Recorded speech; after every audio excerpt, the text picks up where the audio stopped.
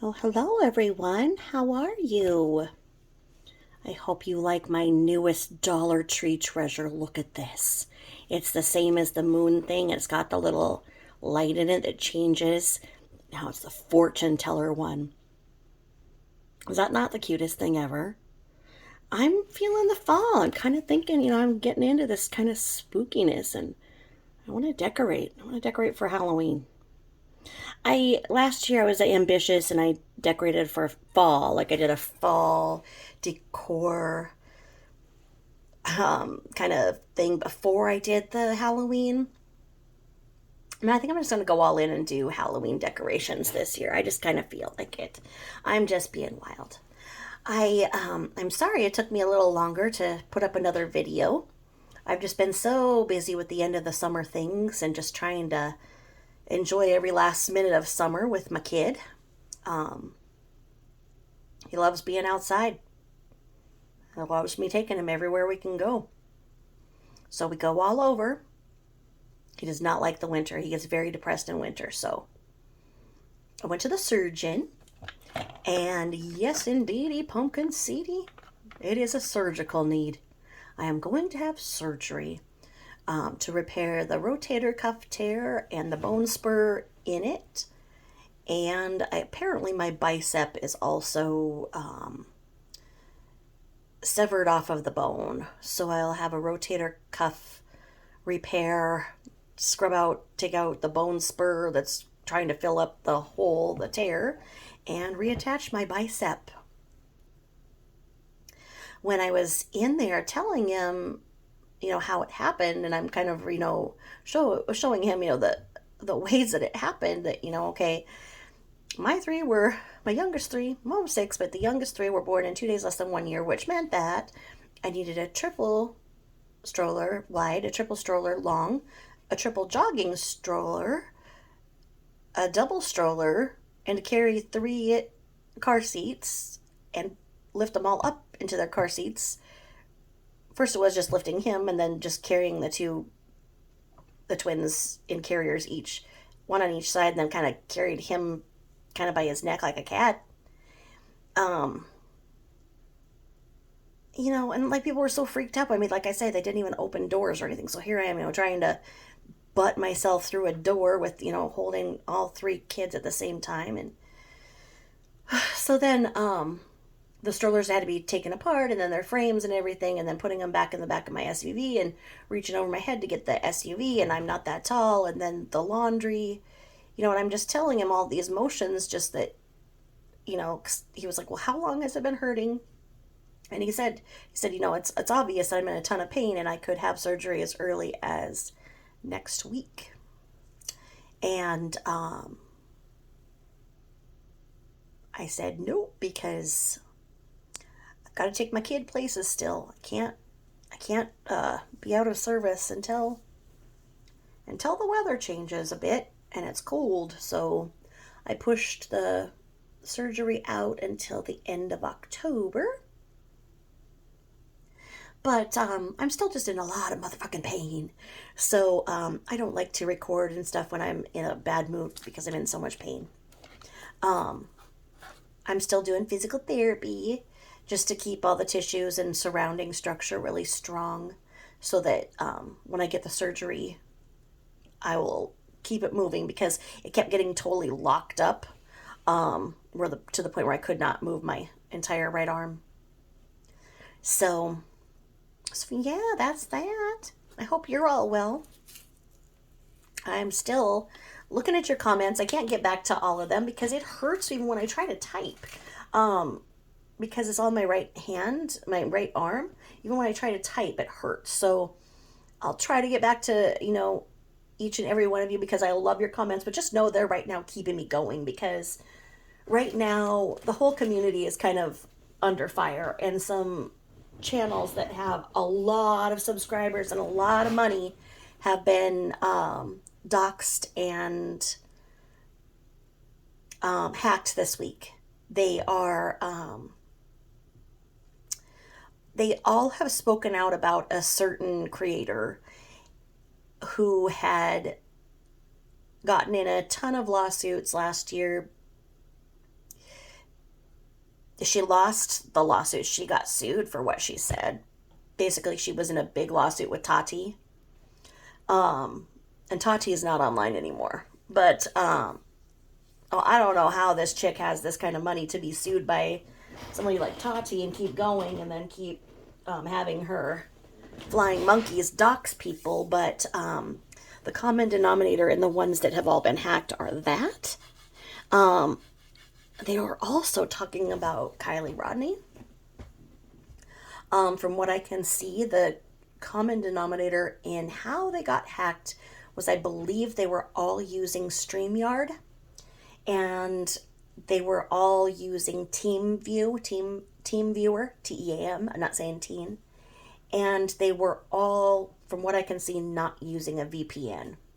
So I am going to be very careful. I don't think that I'll use StreamYard. When I do go live, I will probably do so on a Discord to a YouTube. I've got to figure out how to do it, but I was already hacked once on StreamYard. And so, and that was the first few days of me starting this channel.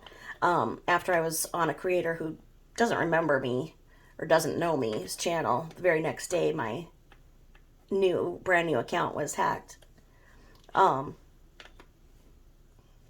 I had it double passworded and whatever, so they didn't get far. When they started accessing it, I was able to shut it down. But I would still be very careful. If any of you are going live and not using a VPN, I would suggest that you use a VPN. I would not use TeamViewer until they can work out the bugs. And I would be very careful using StreamYard. I think that that's where a lot of this stuff happens.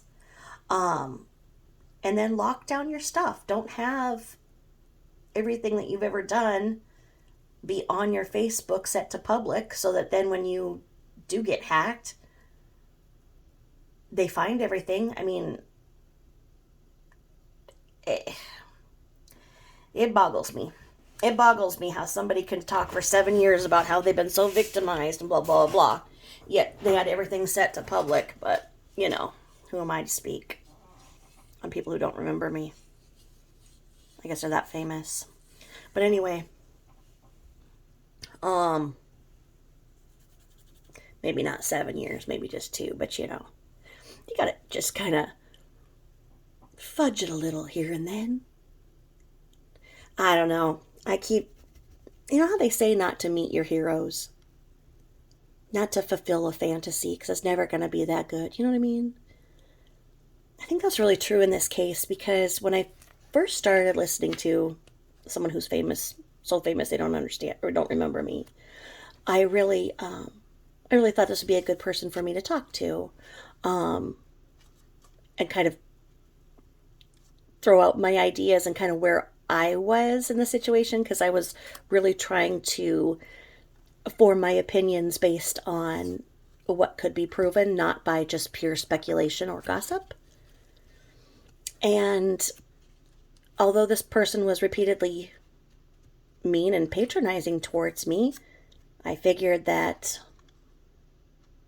you know, it was just their way. I don't know.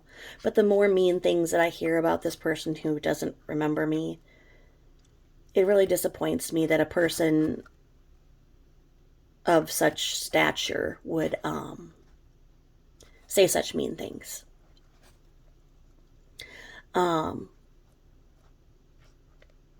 Like I say, don't meet your heroes. Not that she's a hero, but I just thought that she was somebody who, you know, would be worth talking to. Though anyway, on that, I'll change direction here. I'll just switch this all up. My disclaimer states that I am speaking for educational and entertainment purposes only. I hope that I'm providing a teaching opportunity. I am not mom shaming in any way.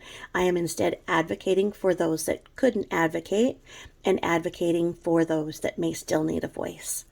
I do address potentially abusive or hurtful behavior to prevent future abuse, and if that is something that is going to offend you, please do not listen to my channel. There are a lot of other channels that are out there that do not discuss potential and harmful abuse.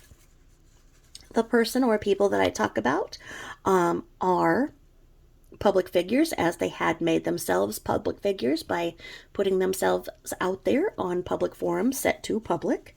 And my greatest fear, as I've stated, is that many people who saw someone as a public figure state that she is their mentor and they want to be just like her. Sadly, there were things happening that were in that house that nobody should look up to, try to emulate, or look up at that person as their mentor. Anyway, I am just so lucky with my community that is growing here with my truth warriors.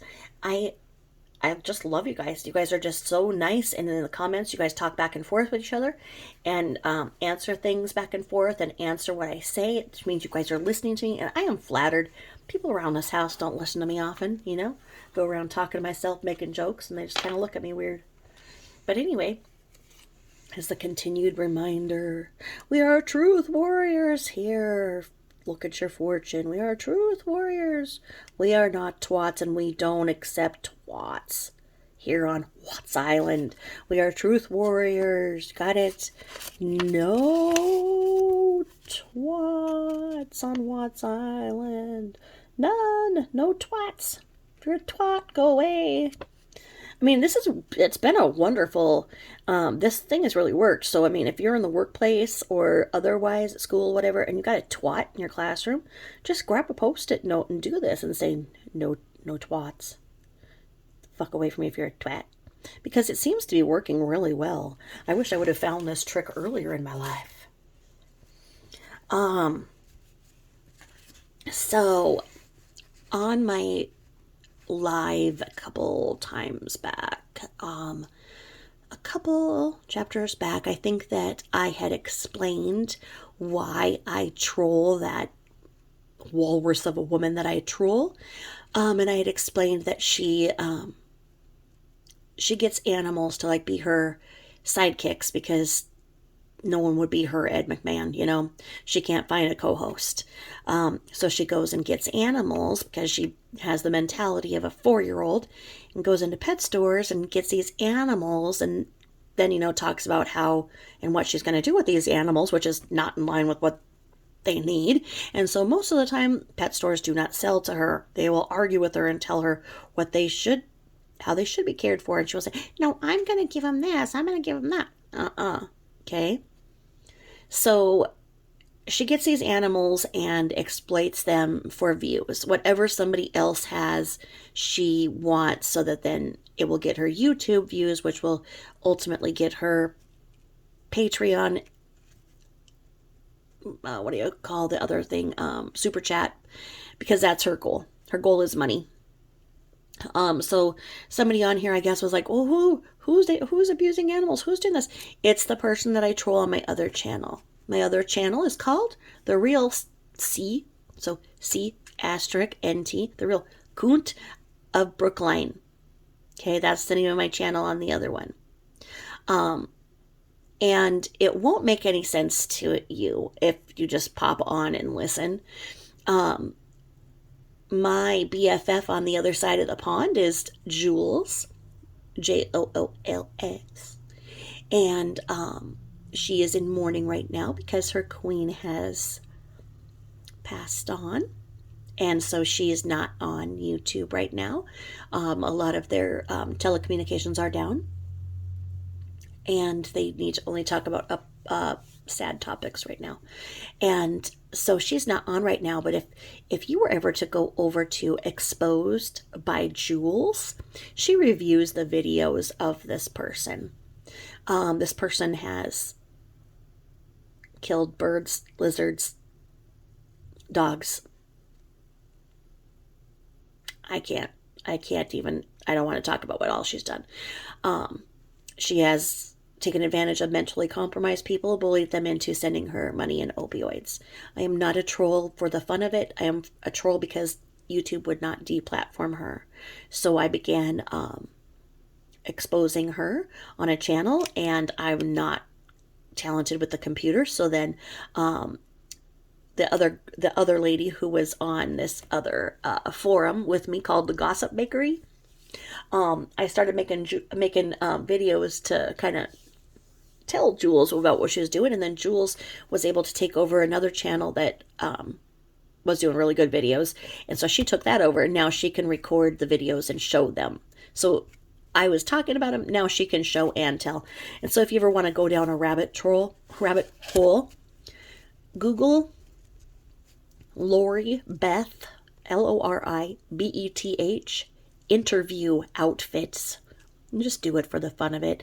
She used to get all dressed up in her wigs and everything and spend like 2 weeks, talking about what she was going to wear for her big interviews and everything. And then she doesn't get them because this one time at band camp, she was just sure she was going to get this job at this car dealer. I think I told you guys about this. So she brought in her Scentsy warmer and Scentsy products and plugged in the frickin' Scentsy warmer at the desk of the person who was interviewing her, and then proceeded to tell him all about how she was going to get the job so that she could sell Scentsy to all the customers and all of her fellow employees. Needless to say, she didn't get the job. Any job she gets lasts about 4 days, if that. She's on Section 8 and full welfare, full disability, everything. So she has everything covered. She doesn't need a job, but she wants more money because her mom spoiled her, and she's an absolute freaking narcissist. And her mother raised her son until the son was 18, and then she finally fled in the night because she felt that the son and Lori were going to freaking kill her next, So that's on my other channel, if anybody was confused on that point. If you want a rabbit hole, you're bored, go ahead and check it out. Like I say, have you guys ever heard of the Gossip Bakery? They have a whole thread on her and all of the other quirky YouTubers that they just dish the shit out on everybody, and it's entertaining. So check out the Gossip Bakery just for fun. It's just kind of fun. Set up a username, don't use your real name. Those are just the little housekeeping kind of things I wanted to say before I get started here blabbing too much. I wanted to tell you guys, please check out my community page. When I got to 500, I got my own community page, and I love it. So if I'm, zooting I think is doing drugs, right? So when I'm zooming back and forth, doing my things, see, when I take my kid to all of the places in the wilderness that we go, I don't have internet service, so it's not like I can, keep up with my stuff that way. But for a second or two, when we park, and he's getting his backpack ready and everything, I usually have a couple of seconds, and there'll be something that I've heard or YouTube that I've listened to or something that I think is relevant, and I'll pop it up on my community page for you guys to see and, kind of keep up with where my brain is. And so if you see that, please like and share what I put in my community board, or go to the creators that I talk about, because I support them. And I know a lot of you guys are busy moms like I am, and you kind of want to know where the good stuff is on the web and not be wasting time. I mean, I don't know how some of these creators sit there and do these 8-hour, 14-hour lives. Do they not have a freaking life? And the thing is that when I would listen to them, I'd put them on my headband, so that I would listen to it when I slept. And then, if I got up to pee, 4 hours into it or whatever, lo and behold, I hadn't missed anything in the 4 hours. So I would feel like I watched the whole episode as it was. But it's if they only have content of an hour, why draw it out over 8 or 14 hours? I mean, I just, like I say, I don't have time for that. But I put it in my sleep if it's a creator that has a good playlist and doesn't do weird, loud things or chomp in my ear or something. I'm the biggest, misotropia. I'm the biggest misotropic because I cannot stand it when people sit there and chew. They sound like freaking horses or something, and I cannot. I eat alone in my bedroom most of the time if I'm not in a restaurant where there's noise around me and stuff, because I can't even listen to my husband chew. I'm telling you. Oh, no, I cannot. And then if some asshole is next to me in a restaurant chomping down on chicken wings or chicken legs, sucking the bones and everything, my ass is going to get up and leave. I can't. I cannot. I cannot. Nope, not this person. But I did put up on my community page a girl who is missing, who is Native, and the movement, MMIW, Missing and Murdered Indigenous Women, is very near and dear to me, and I will expound on that subject at some point. But when I do post another sister who is missing or murdered, please like and share their page and learn about who that person was. If they're missing, please share and share and share. But the statistics on our fallen sisters that are indigenous to our nation is very sad. They don't get the publicity that the blonde hair, blue eyes girls do. And we need to fix that, you know. And I don't know, I saw that she was, that you in college, she's part of the Bear Clan. And do you guys watch that? Did you guys watch, well, I guess it was our last episode of, oh God, what was it called? Salem. Motherhood. There, I remember something. Motherhood Fort Salem. Have you guys watched that? If not, you're in for a freaking treat. I can't remember what channel does it. Oh, it's like, is it Freeform? Might be Freeform. But if you go and you watch it from the beginning. Of course, the beginning is always the best. Motherhood Fort Salem. But in these last episodes, they were fighting alongside, the witches were fighting alongside the indigenous. And they were from, the ones that they were fighting with were from the Bear Clan. And when I saw that the girl who's missing this week, and literally it's this week, I mean, it's so sad how many fallen sisters we have with the MMIW. I saw that she was with the Bear Clan, and that was just kind of cool. It shows the number to contact if you have heard or seen her also. So, I don't know. I mean, there's a couple of things in the news. Okay, basically, okay. How do I say this? I think that people are exploiting the truth or not telling the truth right now in the Kylie Rodney case. I saw all of these headlines going up saying that because Adventures with Purpose, AWP, because Adventures with Purpose said that what they saw down when they dived and found Kylie, was suspicious, then her autopsy will not be released to her parents. What? Okay.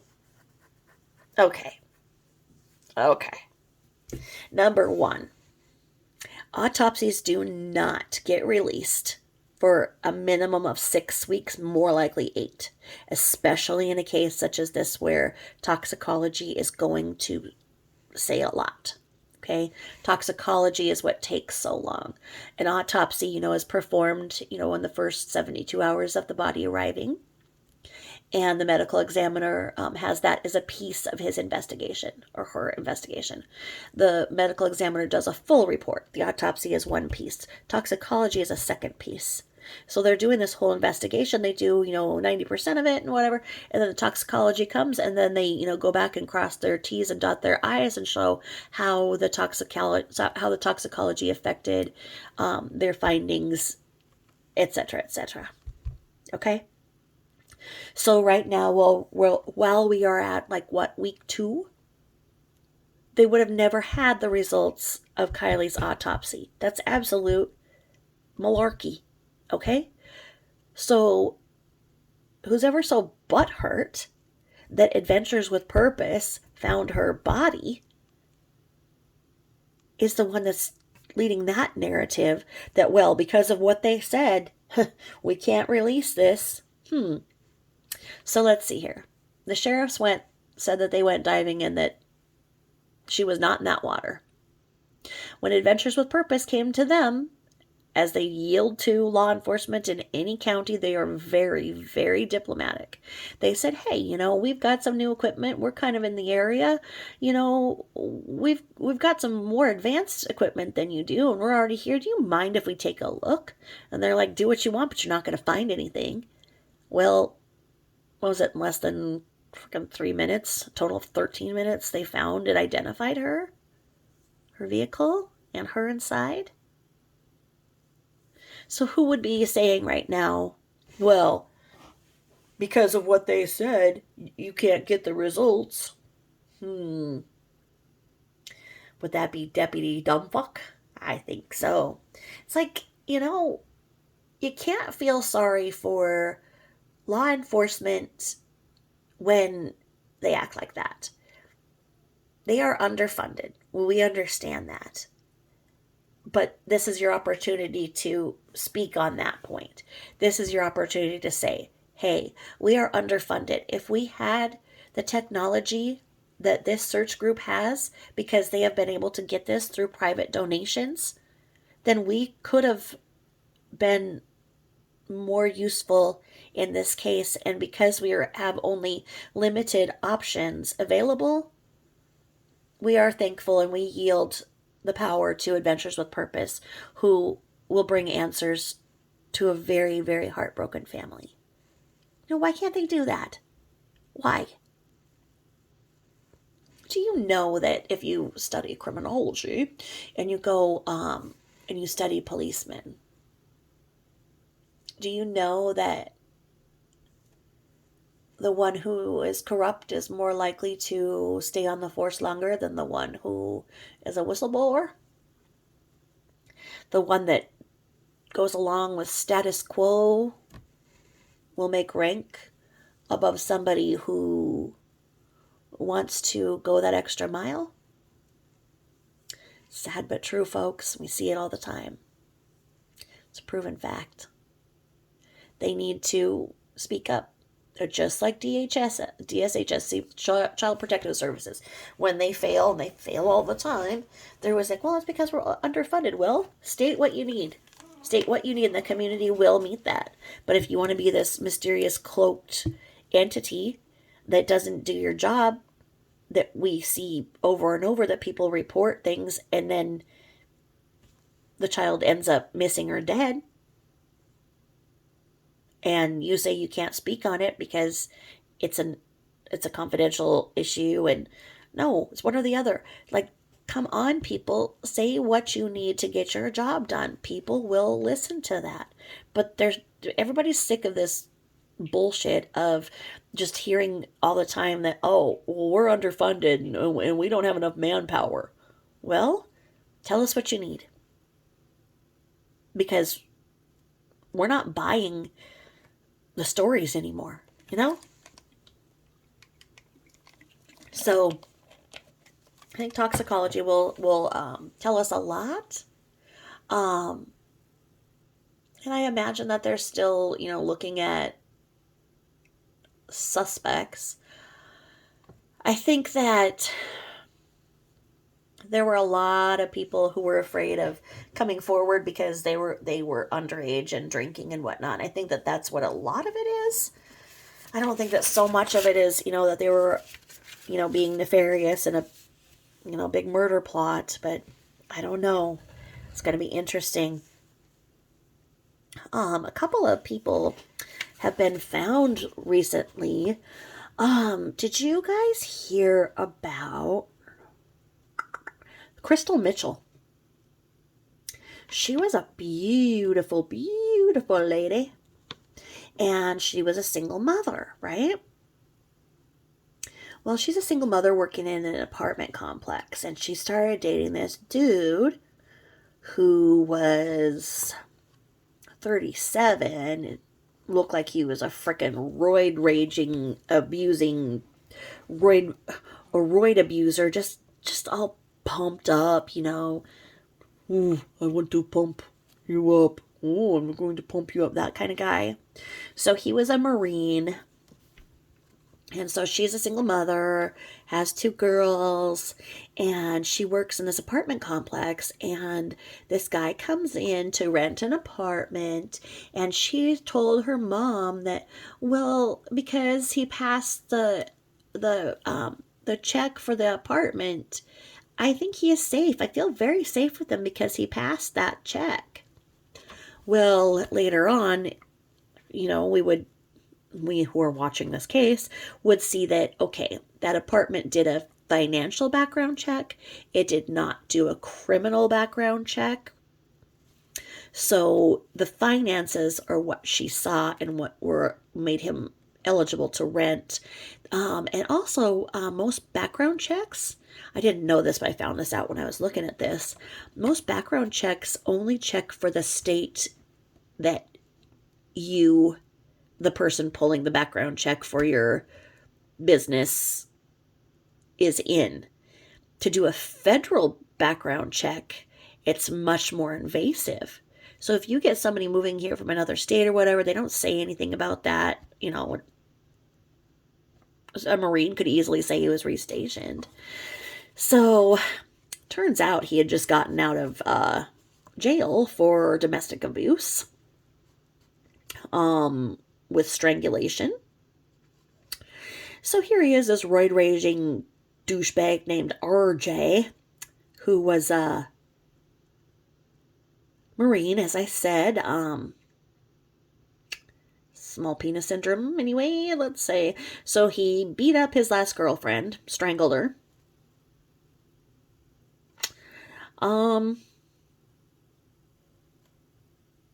He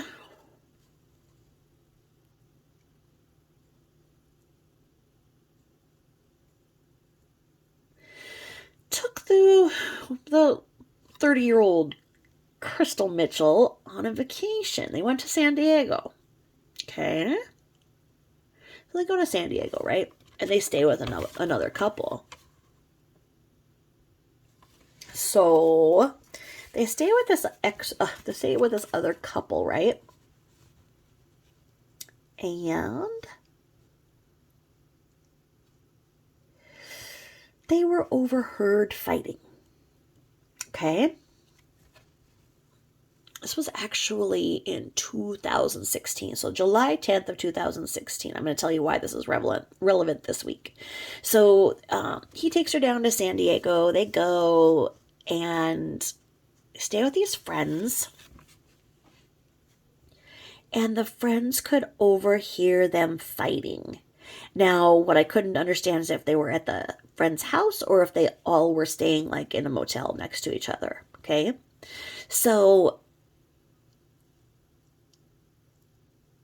the friends overhear the fighting, which bothers me. I don't know why they didn't do anything. They had came home. Other people then said that they had came home from the bar, and when they were at the bar, RJ, the roid-raging, small-dicked piece of shit, slapped Crystal in the bar. So here he is in the bar, and all big tough guy with his big muscles, pump me up, slapped Crystal in the freaking bar. And so this other guy in the bar comes up and he's like, "What's up, motherfucker? Why are you slapping her?" Well, then what happens? RJ goes and then starts beating the shit out of this guy. I mean, that's what's tough. You know what I mean? Because it's like, if you're a man and you see some man hitting a woman, you want to go up and stand up for her, but then you're going to be the one who's going to get beaten up. I mean, so like, please, please tell your men, please tell yourselves, if you see something, call 911 or find the bodyguard. Go right. If there is a bodyguard or security, go straight to security or them.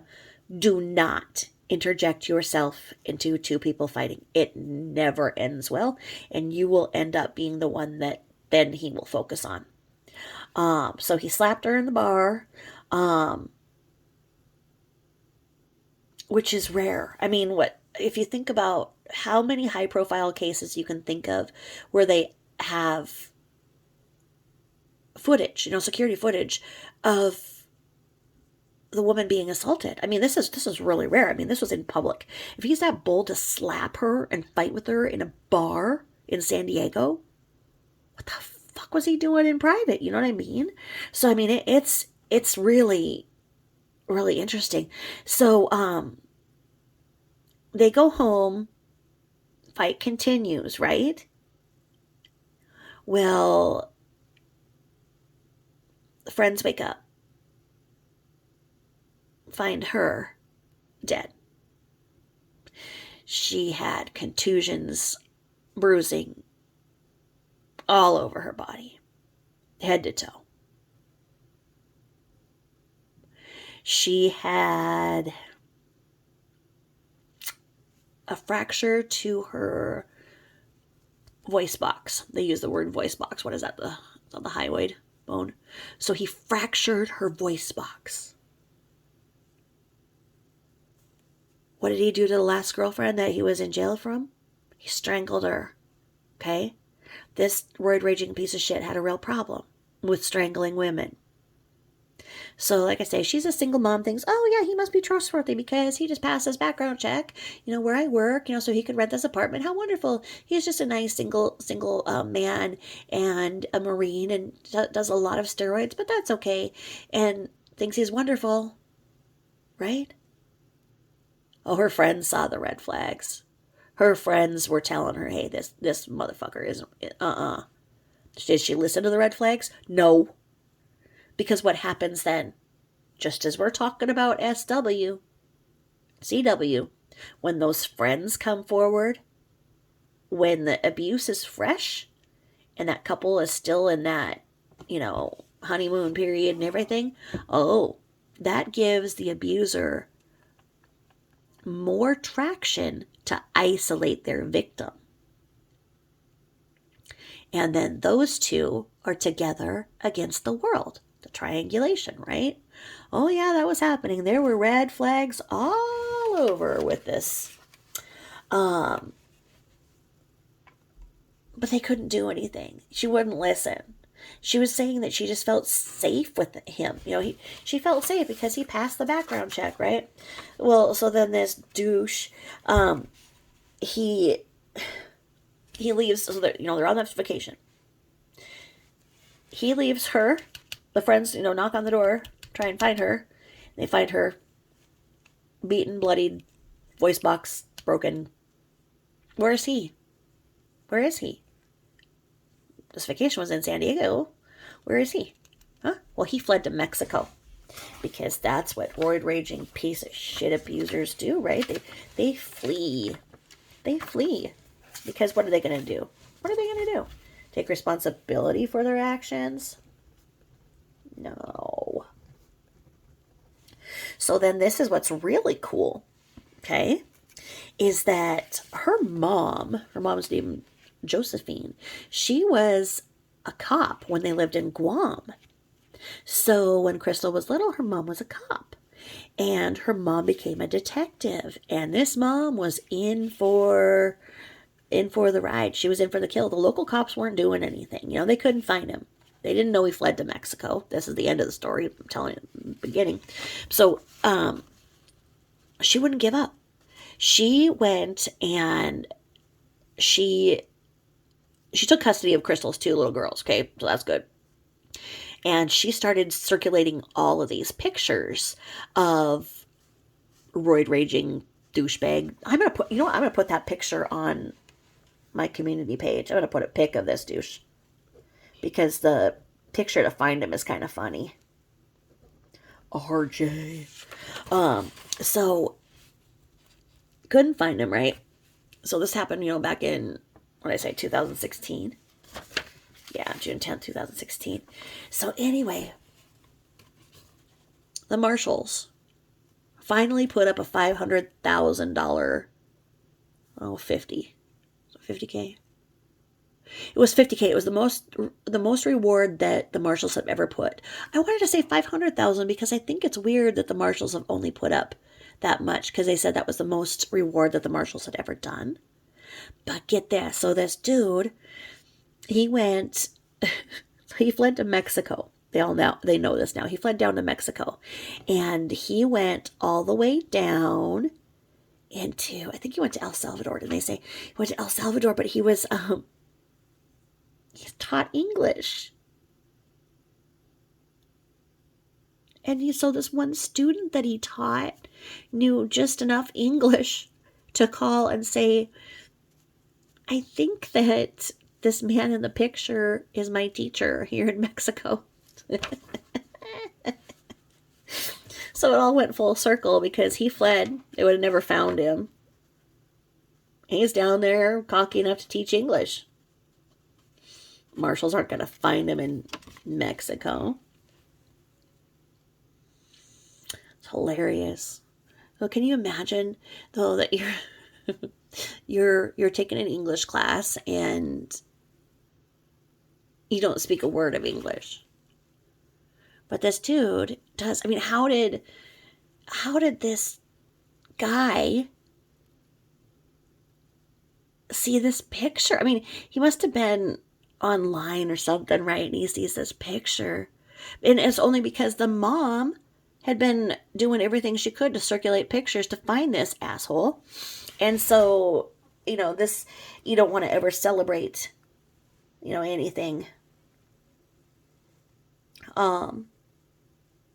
It's a tragedy, but the mom and the kids just talked about how overjoyed they were. They weren't celebrating, you know what I mean, in the true sense of celebration, but they were overjoyed because, and straight up, she said she nailed him. She nailed him because if she wouldn't have worked so hard and made the police keep doing their job, this dude would have never been caught.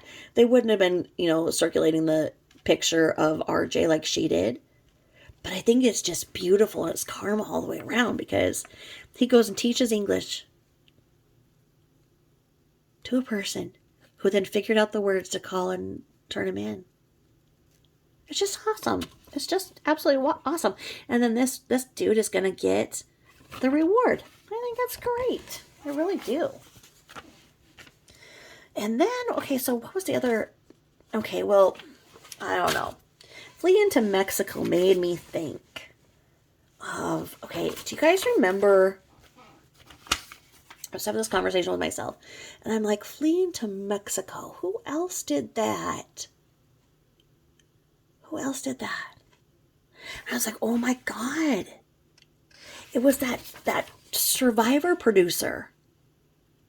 Do you guys remember that? Oh God. Okay. I wrote down a few pages of notes here because I was thinking, who else fled to Mexico? Why does this sound so familiar, right? Well, as it turns out, okay, what's his name? Bruce. You guys are probably yelling that at me through this thing, right? It was Bruce Beresford Rodman. And he was the producer of Survivor and Pimp My Ride. And he also fled to Mexico in 2010. And he was down there for 7 months. Now, see, okay, so the way his story went, if I remember it right, I have some notes here. Okay. His wife was that beautiful Brazilian, and she was huge in the LA community for the Brazilian culture. She had this restaurant that everybody loved.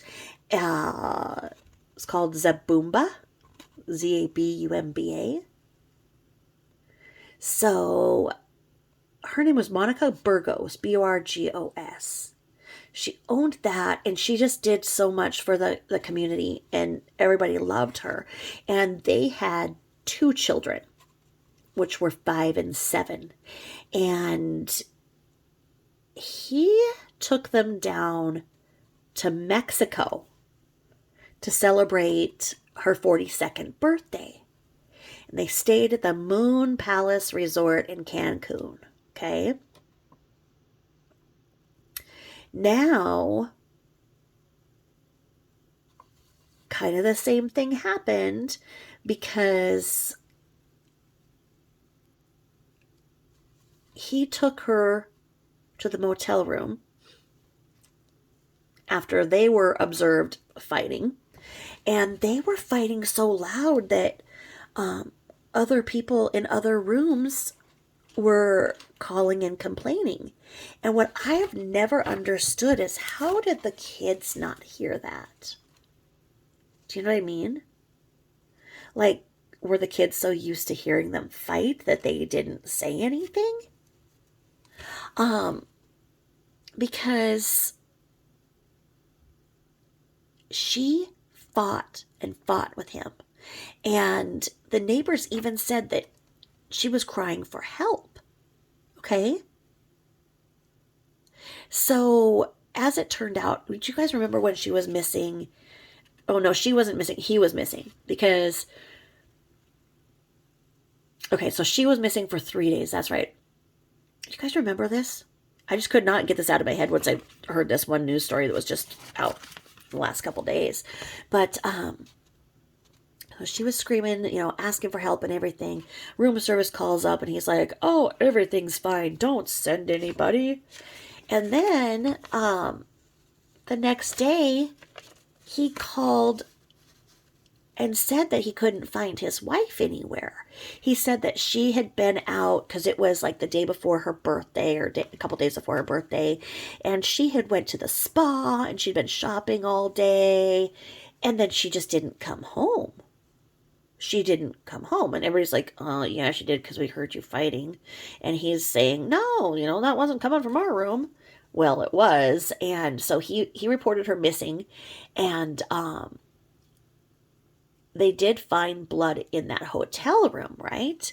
So he's down there, there was all this stuff about missing women in Cancun. I remember it. I think it was probably on my favorite. Nancy Grace was probably, this beautiful Brazilian restaurant owner, getting ready to celebrate her 42nd birthday down there in Cancun at the Moon Palace Resort. So she was missing. Well, then her body was found either in or around a sewer down the block. And trigger warning, if you don't want to hear how she was found, walk away. She was strangled, bludgeoned, and died of asphyxiation. Now, the Mexican police arrested him and told him not to leave. And the family this whole time is going, "Look, she's not the type who would go to a spa. She's not the type to go shopping. She would have been spending time with her kids. She didn't do that." So, the family was really saying, the timeline and whatnot. And so, they arrested him down in Mexico. They took his passport. They told him not to leave the country, right? Well, and then as is all coming out, when she was missing, they found out that Monica had learned that Bruce was having an affair and that he had asked for a divorce right before they left for vacation. Okay. Now, her phone was found in the room. And even though he was told not to leave Mexico, they're doing their investigation. He fled. He went back up to LA. And I think his parents were covering for him, if I remember that right. Do you guys remember that? The parents were covering for him and his two kids. And so here he is in LA. Everybody knows what he did. And it took Mexico a year before they decided to extradite him. And they gave him 12 years. And in Mexico, they say you spend 60% of your sentence if you have good behavior. So he served 7.5 years. So 2000, happened in 2000, so 2011, he was out in 7.5 years. But basically, Oh, he was in jail when okay, he wasn't at his parents. So his parents took the kids. He was in jail in LA. So you can kind of say, okay, the dude might have done 8.5 years. But I mean, where is he now? I mean, that just totally made me think about him when I was thinking about, when I heard about this poor girl who had this big roid raging piece of shit strangle her.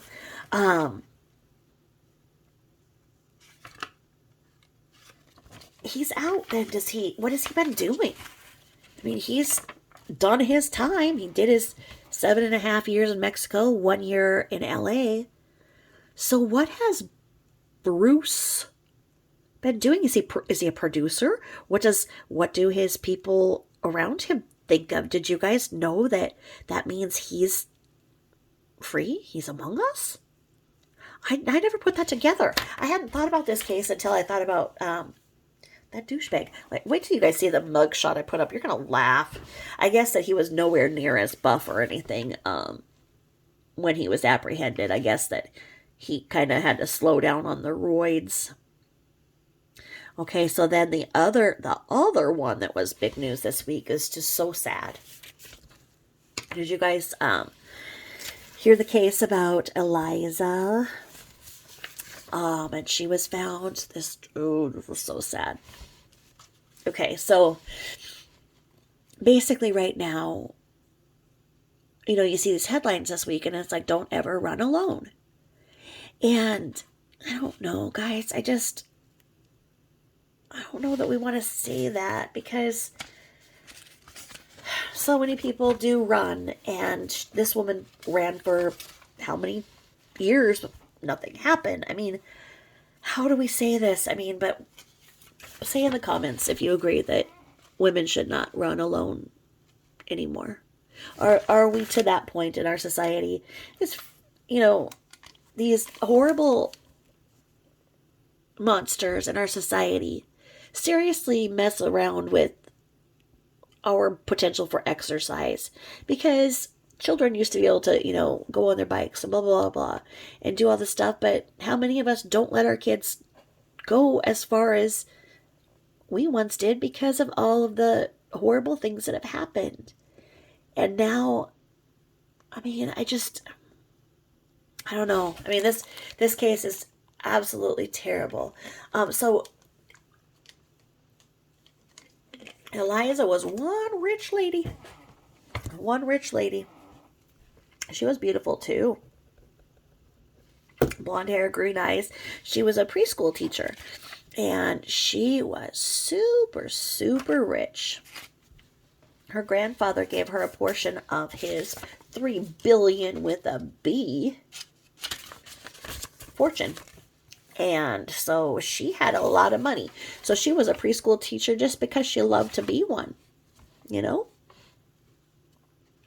So as the story goes, she was out running at 4:30 in the morning by herself. Okay. When a GMC drove past her and then back. We know this because of security cams in the area. So the security cameras in the area show this vehicle go past her and then back.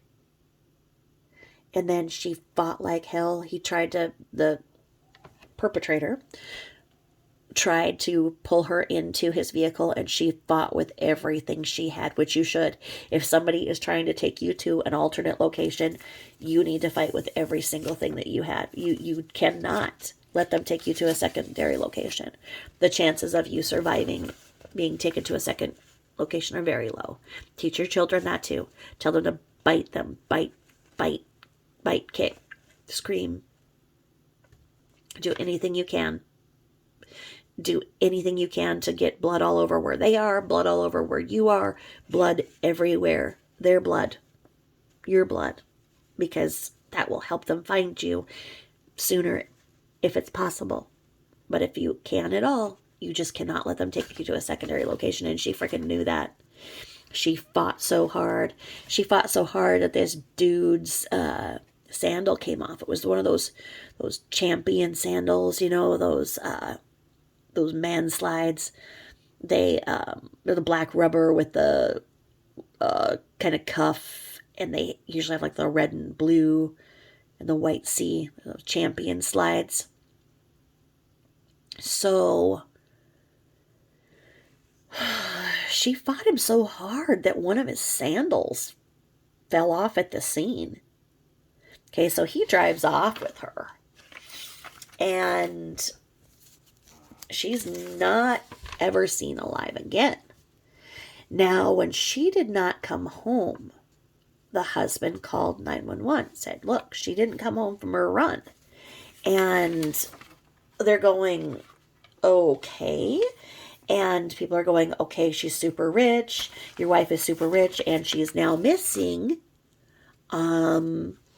You must have whacked her. You must be having an affair, right? I mean, you know how we Facebookers are. I mean, there was all this speculation that, oh yeah, it must have been the husband, because look at the narrative, because of the narrative of our buddy CW, people think of the husbands first. Is it often the man? Yeah, it is. Is it often the man that, was last seen with you? Yes. So arguably, he saw her last when she left the bed at 4 a.m. to go jogging by herself. So then the police do a search of the house, and they take their beautiful golden SUV and a pair of gardening shears. So you see the police go in, you see their family vehicle going up on the tow truck, and you see the cops coming out with these big ass garden shears. Oh, that only fueled speculation. Everybody on Facebook is solving that crime, right? Well, the police are doing a simultaneous investigation, because that's how I think they're supposed to do that, even though I've been told that is wrong. I think that that's what they do. I think that they look at the husband. They always say, look at the spouse first, boyfriend, whatever. And then the other side does a second investigation. So then the two come together, every so often, and say, okay, well, I found this couldn't be this, or, well, this person couldn't have done this because this, right? Because that's how I think it's supposed to be done. And it's done in every other case except for the one in CW. Because they needed to get that all wrapped up. Apparently someone had to go to lunch or something. I don't know. Hamburglar was hungry. So anyway, gets the garden shears, right? Everybody's looking at it. So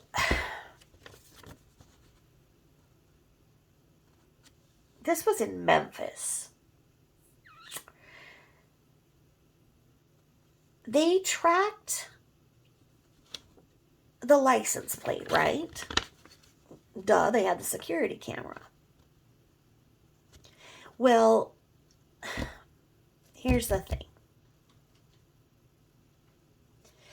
It was not his, the person who we're going to find out about in just a little bit. It was registered to one Gwendolyn Brown.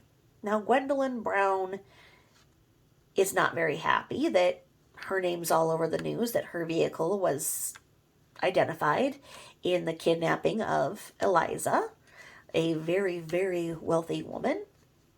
And so when the news crews went up, she wouldn't say how she knew the guy, but she said, oh, he's not my boyfriend. Well, okay, then why did he borrow your car at 4:30 in the morning? He is not your kin. He is not your boyfriend, right? So she gave up who she let drive. And it is this piece of shit man. His name is, I think we should just call him Chlamydia. We're just going to call him Chlamydia. I don't like his name. He goes by Pookie. No, I like Chlamydia better. His name is Clothin or something. So, okay, there's some weird stuff with this. I was taking the notes because they just wanted so bad for this to be some conspiracy, because when this was happening, her family assumed that she was taken for ransom.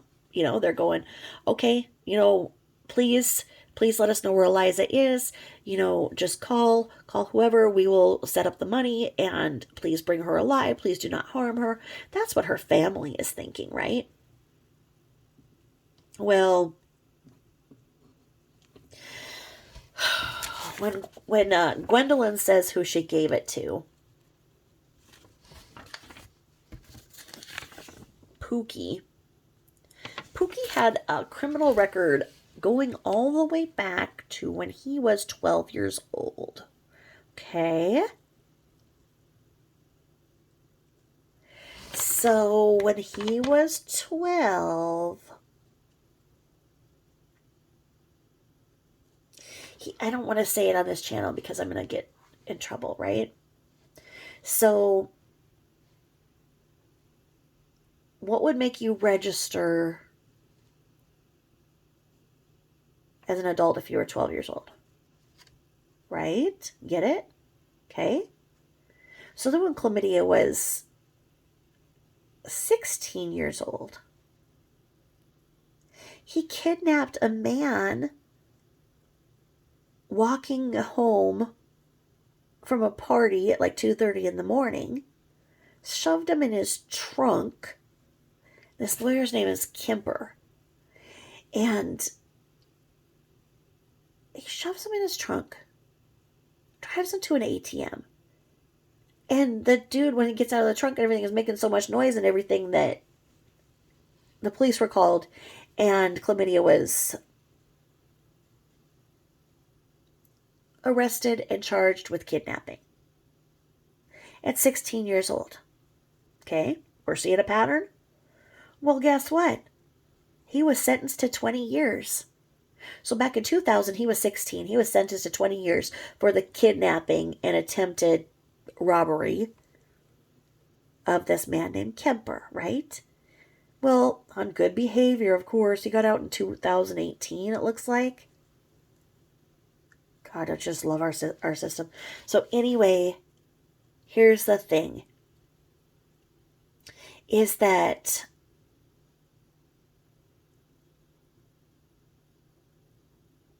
Chlamydia's uncle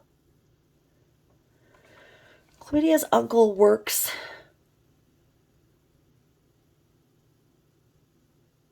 at a cleaning service. No. Chlamydia works at a cleaning service. And this is where the other conspiracy theory, because I went down every rabbit hole I could. Eliza's uncle works with Kemper. So Eliza's uncle works with the man who was kidnapped previously. It's just crazy.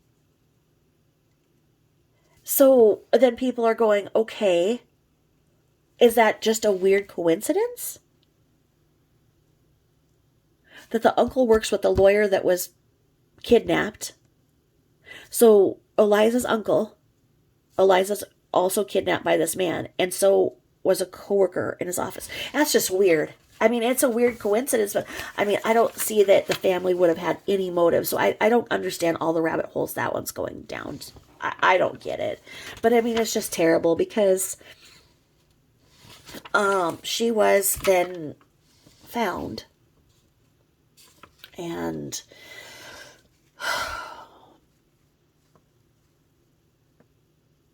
here's the other weird thing, right?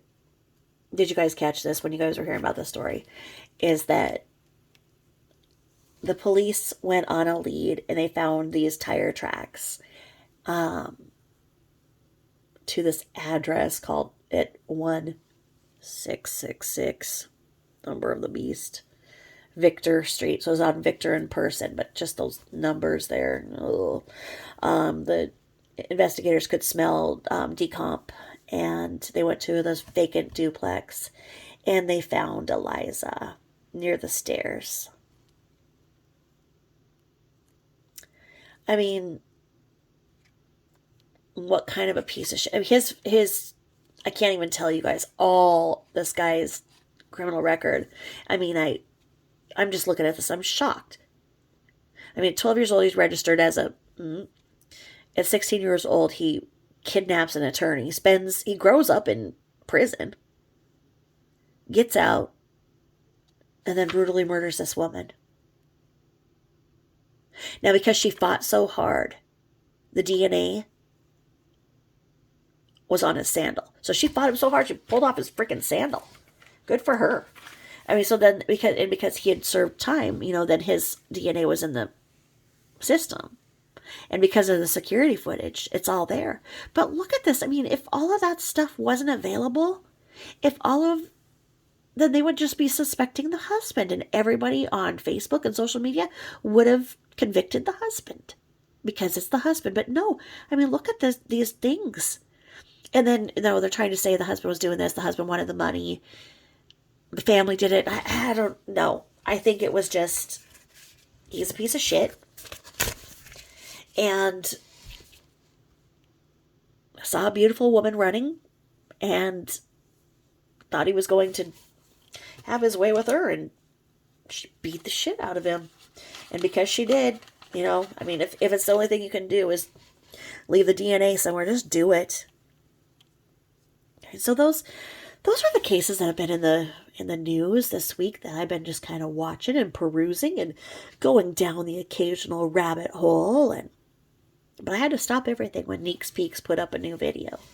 I just love Neeks Peaks. I think that she does such a good job of really showing where and how she comes up with the information. If you haven't subscribed to her channel yet, please do. It's NEEKS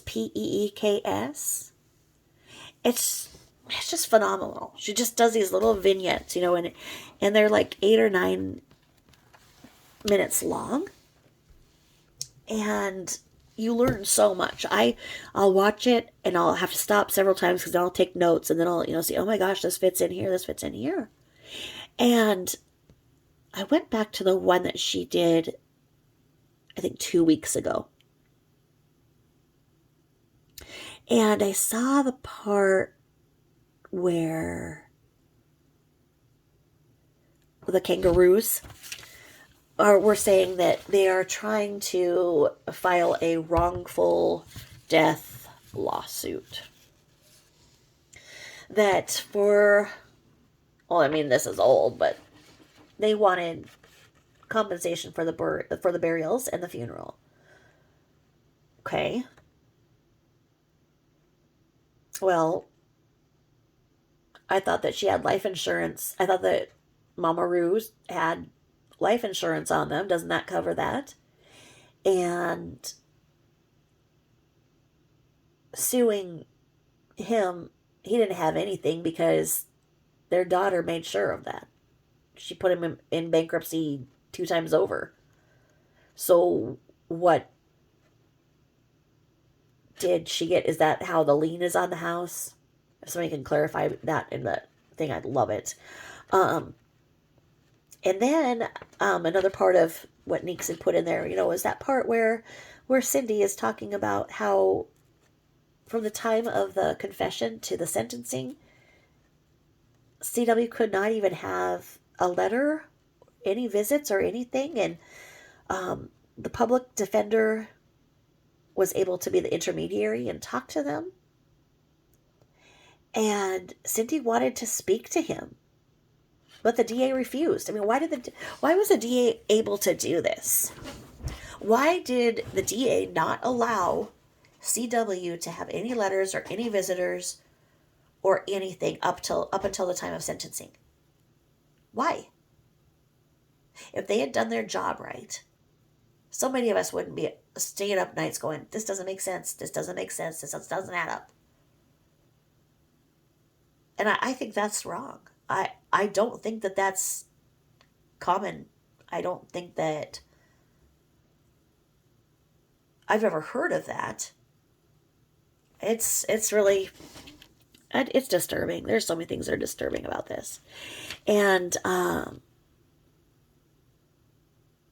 that the kangaroos are trying to start a law that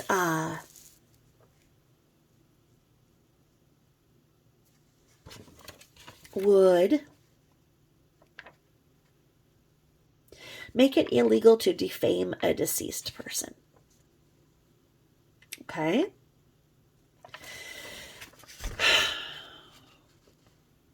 I think that when our society went down the slippery slope of political correctness, we are now feeling the effects of that. The political correctness, the PC cops have ruined workplaces. You have to be an absolute robot right now. Anything you say can and will be used against you by your coworkers. Trust me on this. Trust me on this. Because everything and anything is deemed politically incorrect. It's ridiculous. So, to think that they think they have the power to create a law to make it illegal to defame a deceased person when we are under attack by the PC. The Second Amendment, no, people are going to defend their right to freedom of speech. They are very fearful of people talking. And it's high time to wonder and ask why. Why don't they talk more?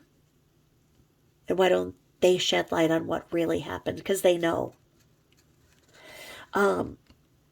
They also said in that video that I saw that they were afraid when the Lifetime movie network CW documentary was coming out, because they felt that they would face more harassment. And harassment to them is if anybody believes the first confession, where CW says that he walked in on SW unaliving the girls. And they feel that it's harassment to them if anybody implies that SW had any responsibility for what happened. So, why? If the truth and the facts are dependable and strong and worthy of testing and worthy of questioning, what's the problem?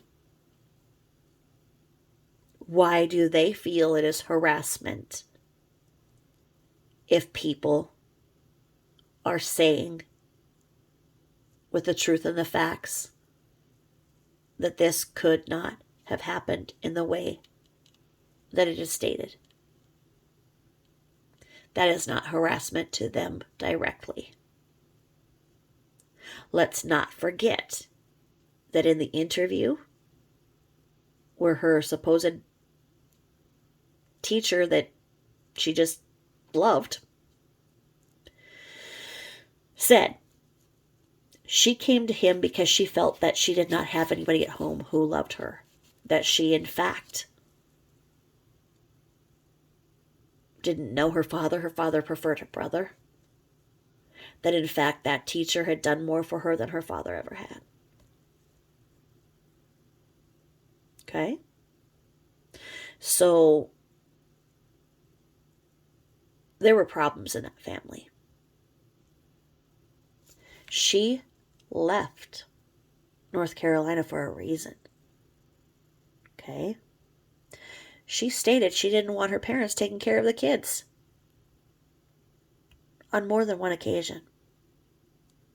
Her parents became very, very handy when her lies were out of control and she had made an enemy with Cindy. But not before that.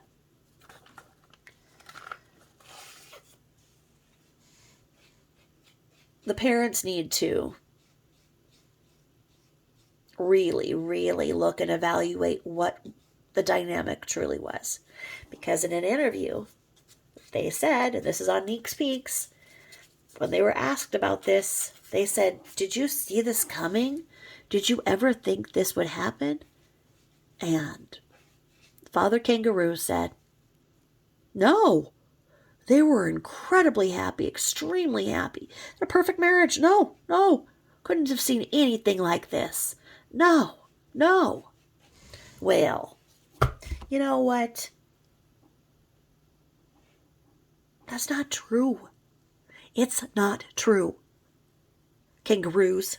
Because did you or did you not have your daughter and your granddaughters there for the last 6 weeks of their lives because she had separated from CW? That was a separation, and you know it.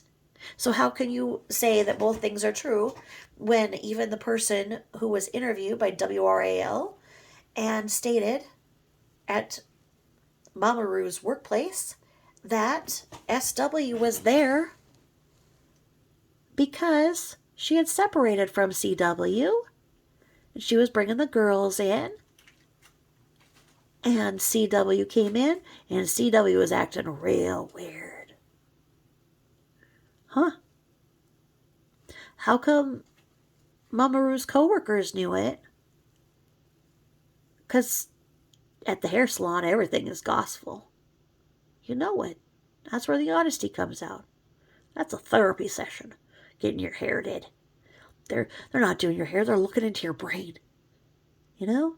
Don't you tell your hairdresser everything? Yep. Isn't it weird, though, when your hairdresser kind of rubs their crotch or dick on your elbow? It's just so weird. It's very intimate getting your hair did. I love my scalp to be massaged, just as a side note. Anyway, they don't want anybody talking because they know that there's a whole story that is not told. They just prefer that it's not told. They know so much that they don't want the rest of the world knowing. That's just not right. You cannot have both. You cannot ask the world for donations and sympathy and more money and more money, but then not ask the world to question what they're giving the money for or what they're giving sympathy for. If you didn't want it one way, then you can't stop the other. The two go together. So, I don't know. I saw another part of the video, and it was like when they were moving, when CW was moved to Wisconsin. He was moved from the Colorado prison to Waupun, Wisconsin. And the bubble-headed news reporter says, oh yeah, we have information that he's here, and that is not uncommon because that is not uncommon to Waupun, Wisconsin, because they've had other people like Ed Gein from the movie Psycho and Stephen Avery too. Well, reporter jackass, Ed Gein was from Plainfield, Wisconsin, and Stephen Avery is from Manitowoc County, Wisconsin. So the fact that both of those freaky, psycho pieces of shit are in the largest correctional facility in Wisconsin is not saying that, oh, all of these big scary men go here. It's like the way that she said it. It was like, oh, well, this is where all the Hannibal Lecter types go. It's like, no, they're there because they lived in Wisconsin. They committed their crimes in Wisconsin. I don't know why they did not keep CW housed in Colorado. They must have felt that with all of the press and passion around this case that maybe they couldn't keep security strong enough for him. I don't know why. I don't know. But it certainly isn't that, oh, this is the big psycho tower. I mean,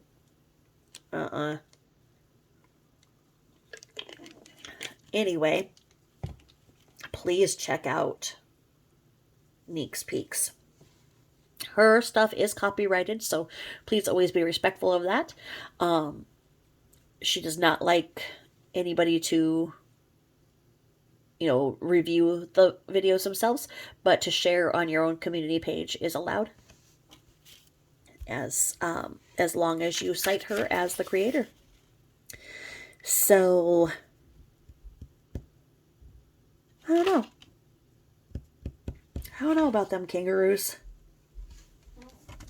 The other thing that was said on the most recent Sneaks Peeks was that they showed CW saying that Bella was going to start kindergarten.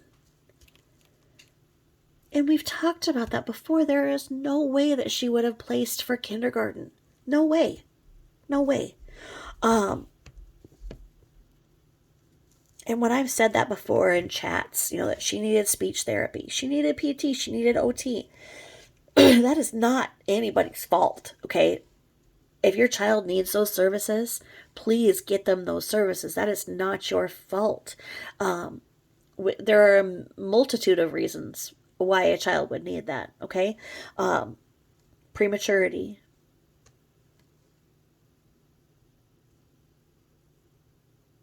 complications of birth,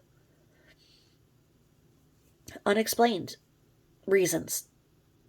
I can't even list them all. I mean, my three all needed it because they were preemie, and then my kid, who I take everywhere, had a stroke at birth, so he has cerebral palsy. But so I was getting their therapy, and there was nothing wrong with any of the other parents in the waiting room, or they had not done anything wrong, and it was my duty to take them to those services so that they could optimize their lifetime potential. I didn't look at it as any kind of a fault. Now, my jackass brother-in-law will not take his kids to those services because he says that he doesn't believe in them. He's an idiot, but we won't talk about them in ways in which I try to kill him. But anyway,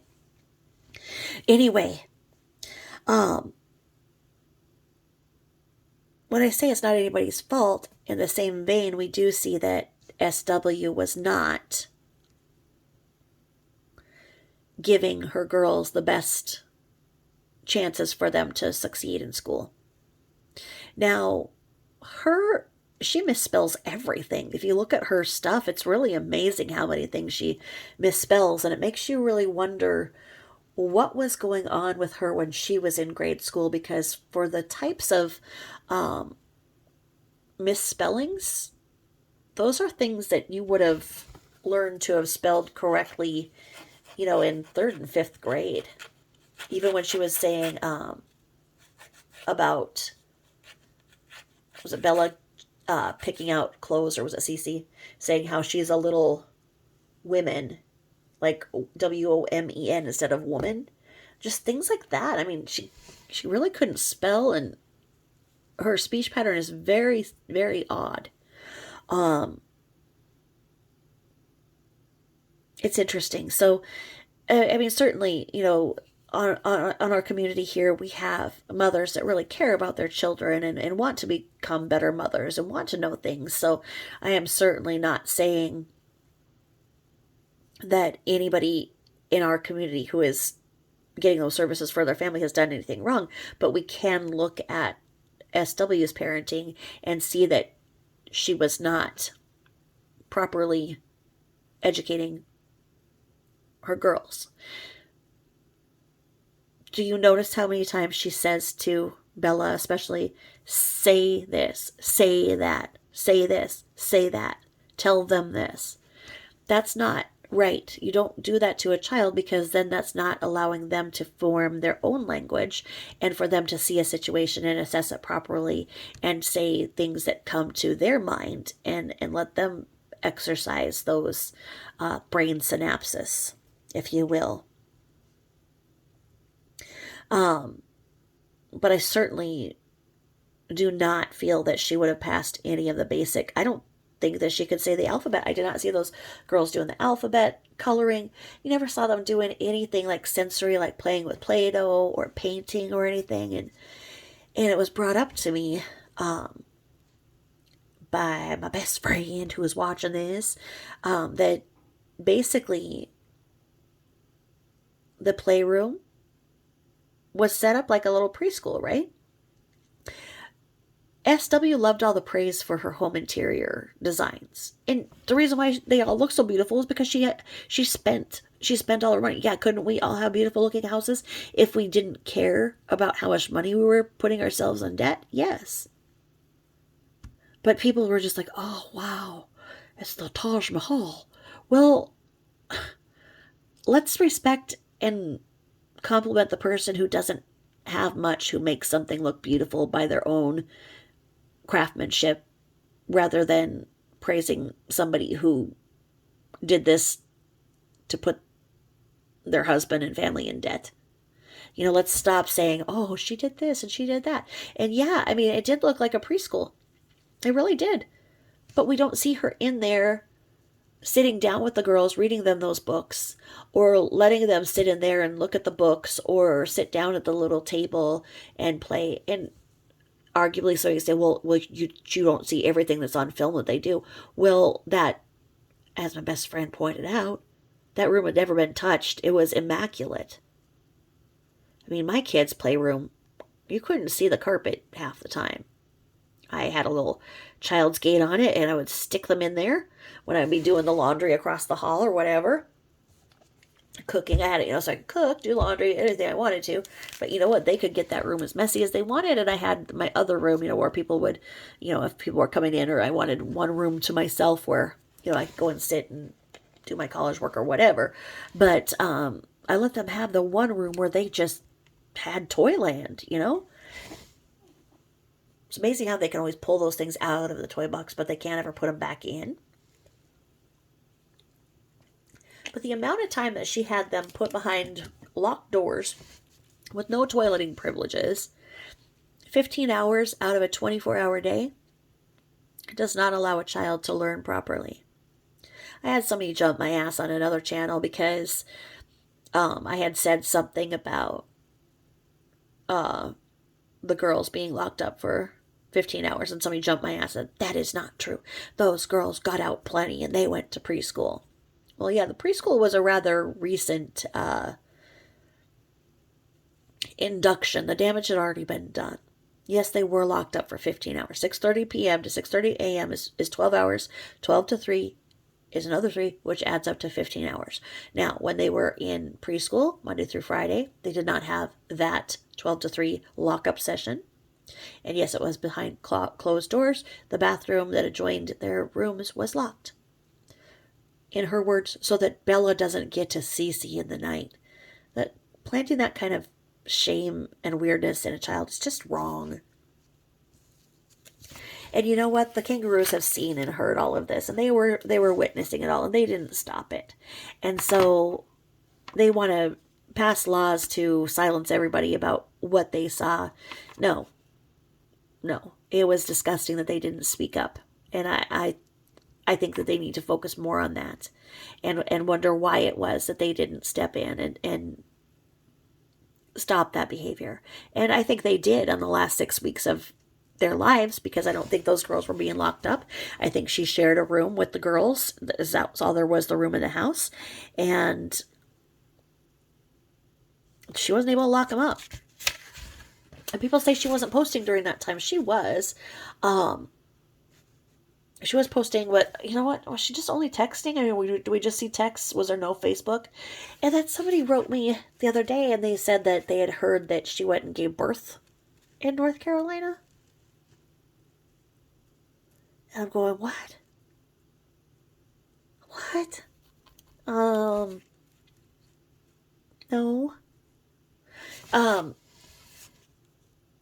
If you go with that theory, why and where is the baby? So then that's saying that the autopsy that had the fetus 14 to 16 weeks that was expelled partially didn't exist.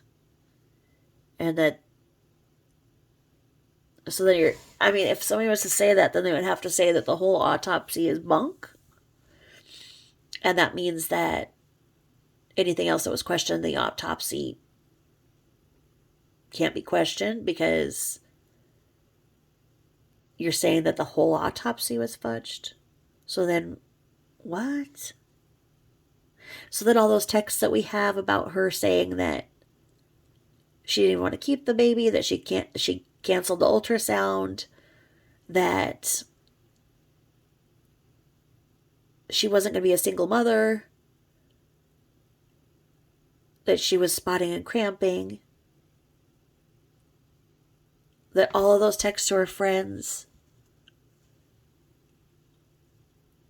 And then you can't board a flight when you're past, what is it 28 weeks? So she couldn't have boarded a plane to go and shat out a child. And she certainly didn't look 9 months pregnant in the pictures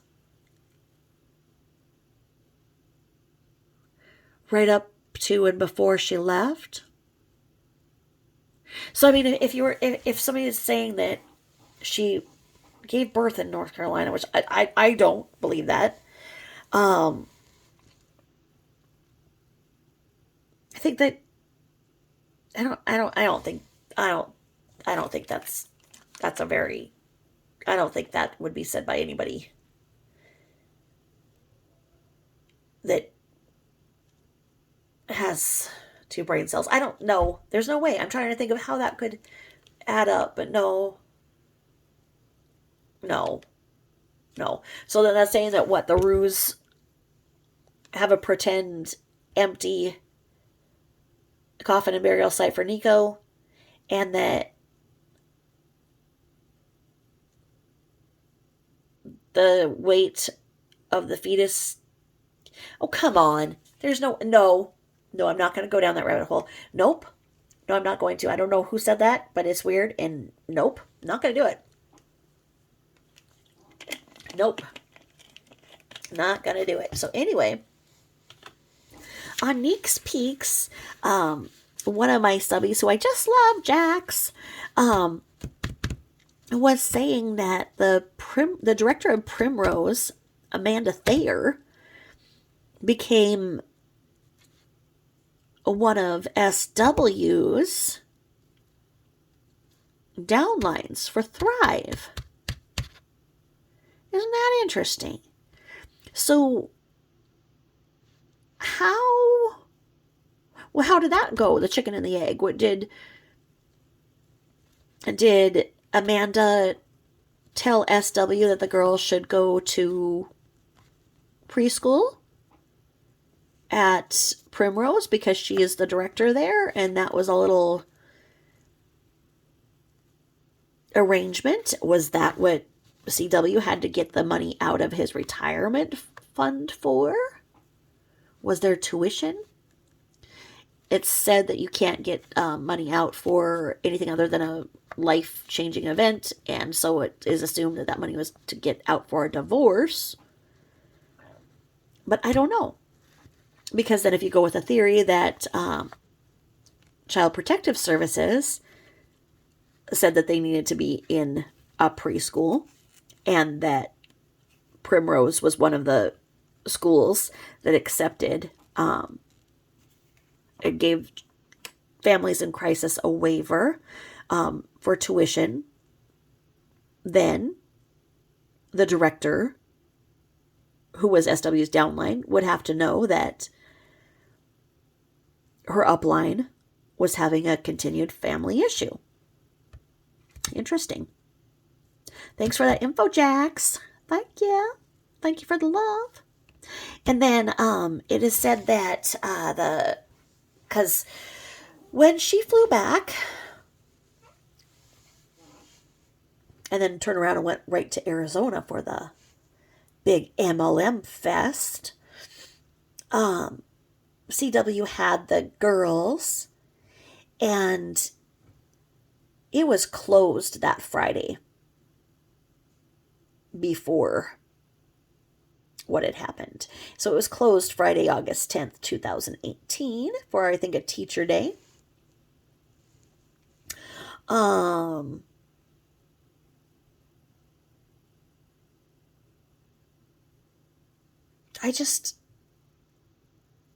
don't know. I've got to get that out of my head because I'm not going to go down that rabbit hole. There's no way. You guys ever do that? And be like, what? What? No. No.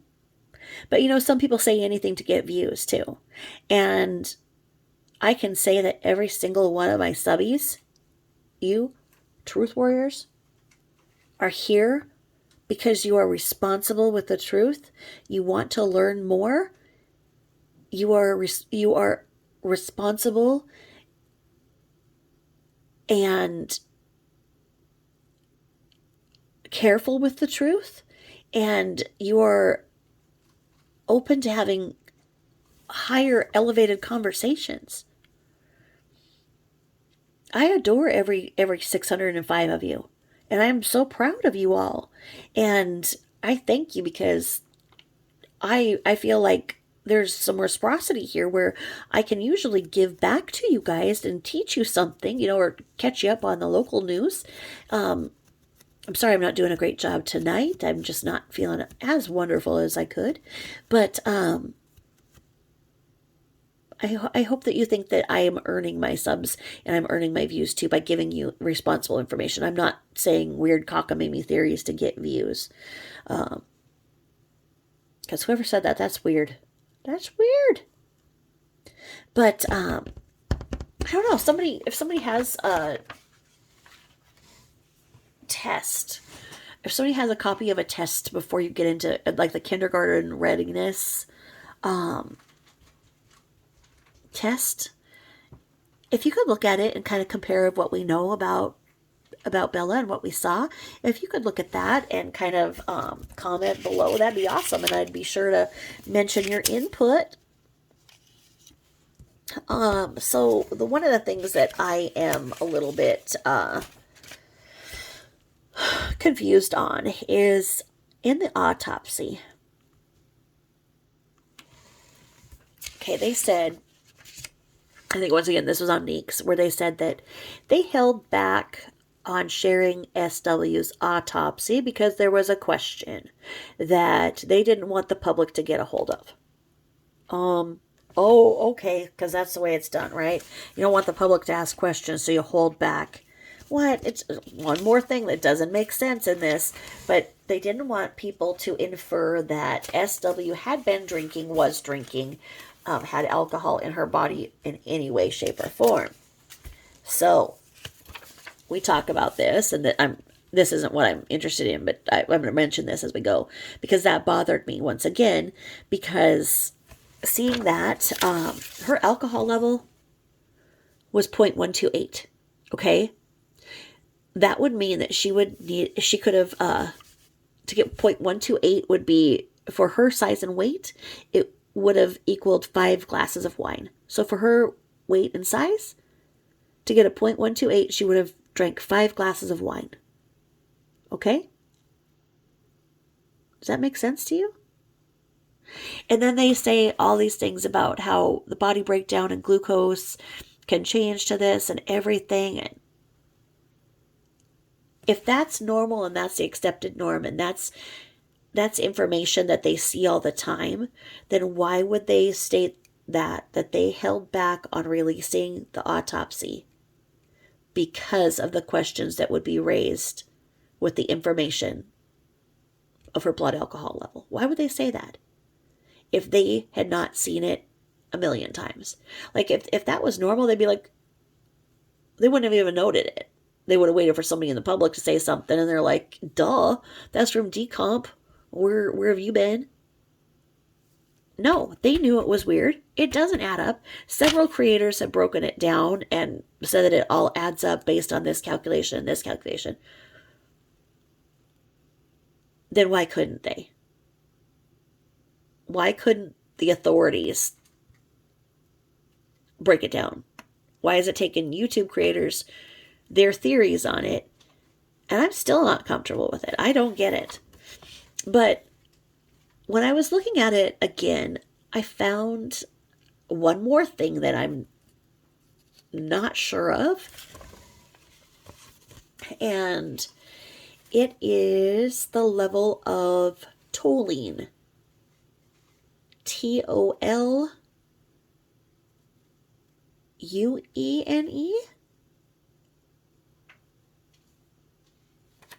Toluene. What have you guys ever heard of that? I looked it up, okay? Because toluene is a breakdown. So the toluene was 3.7. The toluene is what shows up when people are sniffing solvents. I've seen in solvent abusers, in solvent poisoning, if painting. If she was in a closed room painting with no mask, which no pregnant woman was, and we know that she wasn't, then we could expect to see that toluene. But she wasn't. So why isn't that looked at? And then the ethanol was also high. And ethanol is a type of gasoline. And we know that CW would know about ethanol because he was a NASCAR mechanic. And NASCAR vehicles use ethanol, right? And he was putting that gas can in the back of his truck. Which I think goes to his work truck, which uses ethanol, maybe. Why was he putting that in his truck? Did he dip a cloth in the gasoline, the ethanol? The ethanol does not smell like gas, typically. Ethanol, they say, I think smells sweet. Let me look it up. Let's see here. So, the toluene, they're called tollies. T-O-L-L-Y. So, toluene, T-O-L-U-E-N-E. It's a chemical contained in many inhalants. And fuel? Okay. So, this is my book here. We'll go to this one. Okay, this book is called Buzzed. The shadows in it. Buzzed, the straight facts about the most abused and used drugs from alcohol to ecstasy. And that is by Cynthia Kuhn, Scott Schwarzenwelder, Wilkie Wilson, and Duke University Medical Center. And I was trying to look this up earlier because I was trying to figure out what that could mean. And basically with the toluene, they're called tollies. They're in with the ethanol. And I can't see if one is the breakdown product of the other, but it's in the solvents family. There's many of them, and the whole family goes into like anesthesia and laughing gas, get at the dentist. But the solvents are that breakdown part where the solvents are never intended for human consumptions. The solvents, including gasoline, sprays, glues, paints, and cleaning fluids, were never intended for human use. They consider those among the most toxic substances used for drug recreation, and they believe that they should never ever be used by anyone under any circumstances, especially children. And that was on page 124. I don't know. I mean, maybe you guys have seen this reviewed by other creators. Or maybe you know more about the toluene and the ethanol also being positive with the blood alcohol. It stated that it could have been Rohypnol. She could have been given Rohypnol so she wouldn't have fought back. I don't know, because when he made her that smoothie and put all that oxy in, did he put gasoline in it too? And like I say, it's ethanol, so not gasoline. Ethanol, they said, has a sweet corn taste because it's made from corn. So it would have not set off any alarms? I don't know. But all three of those, and they say that, okay, well, if the baby was off gassing sugars too, well, the fetus was between 14 and 16 weeks. You don't test for gestational diabetes until 24 weeks.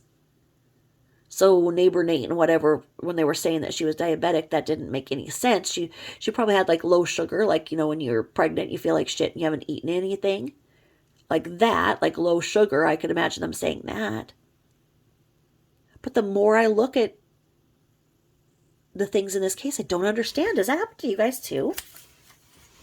I mean, honestly, I don't get it. Why did they not ever come out with good explanations for what we saw, what we see? If they were so concerned that the public was going to be confused by what was announced, why did they not have their specialist right there to say, hey, you know, we do see these things. We can explain them by this. Although it would be troubling for somebody to see this who is not in their medical examiner's capacity. This is how it's explained. They couldn't. I mean, seasoned law officials could not explain that. So how can we? Huh? And now we are to our favorite part. And you guys, we're just laying the foundation here, because this book gets to the good parts that are going to start making a lot of sense as to what happened. But we have to get to the main. We have to go through everything to get to the one part here. So anyway, thank you so much for your feedback when we talked about narcissistic triangulation. I saw a lot of you in the comments relating to how you've seen family members do this emotional manipulation that narcissists do, where they take the 2 against 1, 2 against 1, 2 against 1. It's always there. That's what narcissists do. It's their favorite sport. They absolutely do it. So we talked about that in our last chapter. We are on our book here, The Controlling People, How to Recognize, Understand, and Deal with People Who Try to Control You. And we are to chapter 4. We are to the part where the chapter is called Beside Yourself. Where do people go when they are beside themselves? Ha ha ha, right? You have to wonder sometimes. So, attempts to control people bring out people problems. Let us look now at the nature of a classic people problem, one that shows us something important about people's attempts to control others. In our everyday lives, most of us have observed kinds of behavior that under ordinary circumstances would be intolerable, but under extraordinary or overwhelming circumstances are both tolerated and understandable. The context in which the action takes place makes all the difference. For instance, in the extraordinary circumstance of a disaster, a person's behavior may change drastically. Someone experiencing a disaster may shout, swear, give orders, and in other ways assault, in a sense, whomever is around. Get a tourniquet. Damn you, hurry up. Get that. Knowing the circumstance explains the behavior. We even have words for this, okay? He was beside himself with fear. Or in another circumstance, she was beside herself with grief. Knowing when a person is momentarily beside themselves, we ignore the assaults and instead shouting back or leaving, we just cope gently with the situation. Imagine witnessing or being told of a great personal disaster. If you experience such a great shock, you might automatically grasp something nearby, a chair or a table, for instance, or you might stagger in some way other to show that you feel dislodged beside yourself. Disaster strikes suddenly, and when it does, our reality seems to collapse. We find ourselves adrift between time and space. Commonly, people who are beside themselves can try to take control of what's out there in any way they can. They've lost their inner connection, so they try to get a grip on something, anything, even someone. When people are in this state, we do not only say that they are beside themselves, we may also say that they don't know what they're doing. It's as if they are disconnected from their everyday reality. To reconnect, a person may not just get a grip on a table or a chair to restore their physical balance and contact.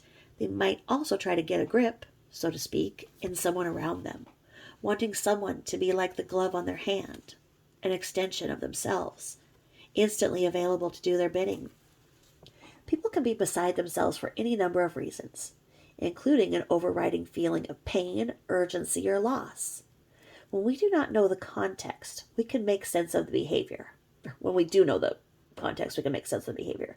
But how do we explain intolerable behavior in ordinary circumstances? What would similar behavior in an ordinary context tell us? For example, Jack, on his way out the door one morning to purchase his favorite Sunday paper, sees the weather and shouts at Jill, "Get me my coat, damn you, hurry up." In this case, Jack isn't treating Jill as a person, but as something else. His orders are loud and intimidating. They are attempts to control Jill. Does he know what he is doing?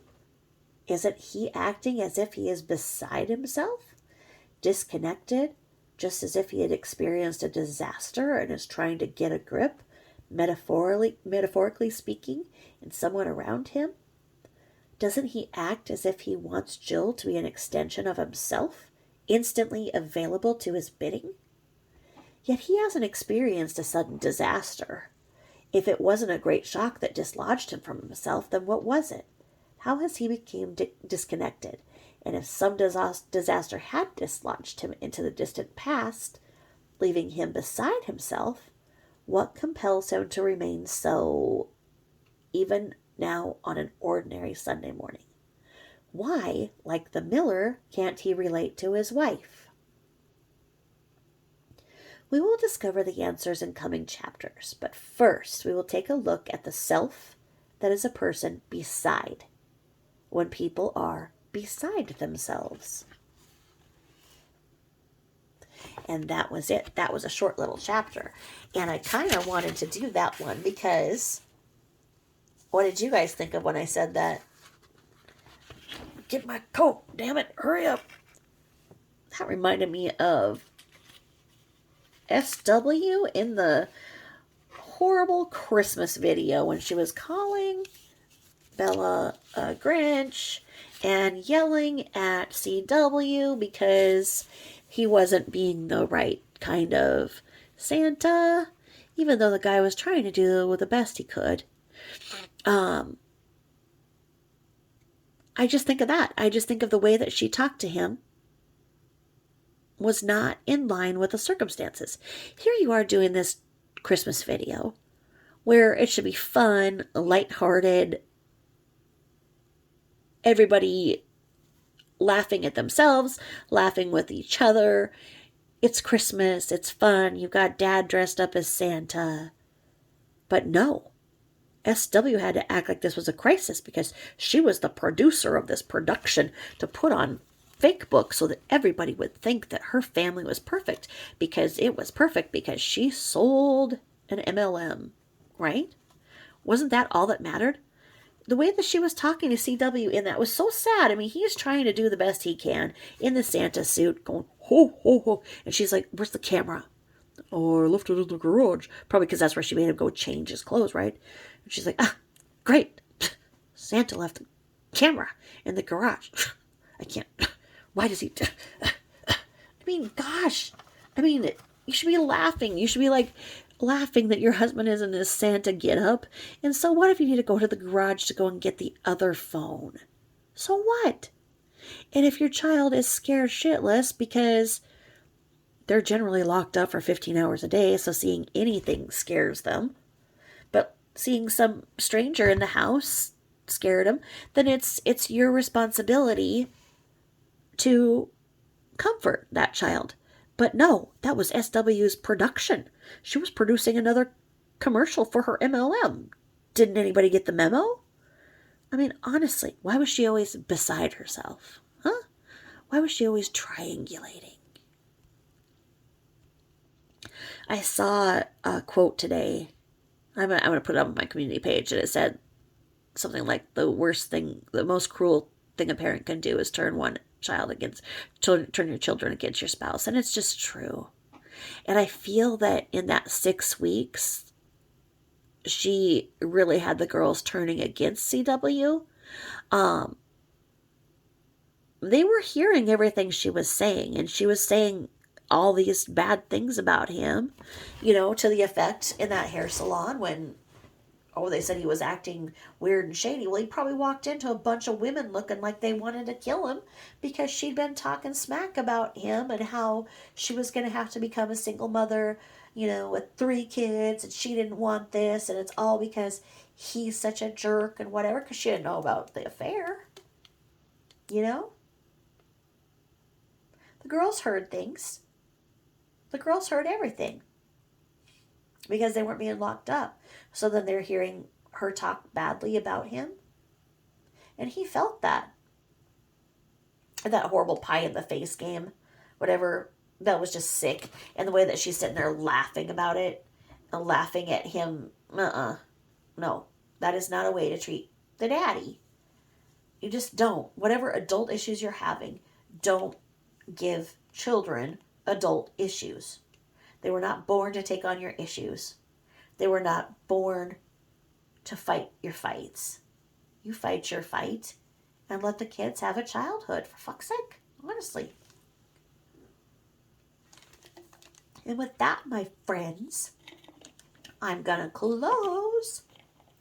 I hope I got you caught up to date on all of the stories out there. And thank you so much once again for all the kind things you write. I hope you guys had a good week and getting your kiddos back in school.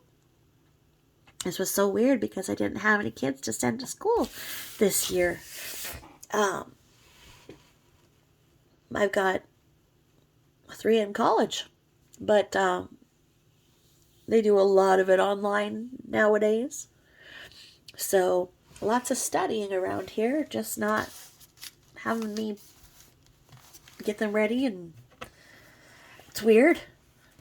I mean, I've been a mom for almost 34 years, and I've had kids in school forever. So, it's the end of an era, folks. No more being in the school car line. I saw that SW had written that she was so happy that the school was only 1/8 of a mile away, so she wouldn't have to be in line with her vehicle. And I thought to myself, she would still walk it. I mean, she would not walk it. She would still take the vehicle. Who is she trying to kid? She wouldn't walk 1/8 of a mile. No, she would not. Nope. Well, do you guys feel the fall coming on? Are you guys going to the Dollar Tree buying all this cute stuff, or is it just me? Oh, this one was a whole $3. So cute. Just so cute. So anyway, I will be thinking about you all. I will be reading your comments and getting back to you when I can with them. Getting back to you when I can on the comments. And once again, thank you for all of the kind things that you say, and thank you for being kind to each other. I really, really love it, and I respect everything you guys are saying too. So thank you for listening. I'll call an end to this. Goodbye.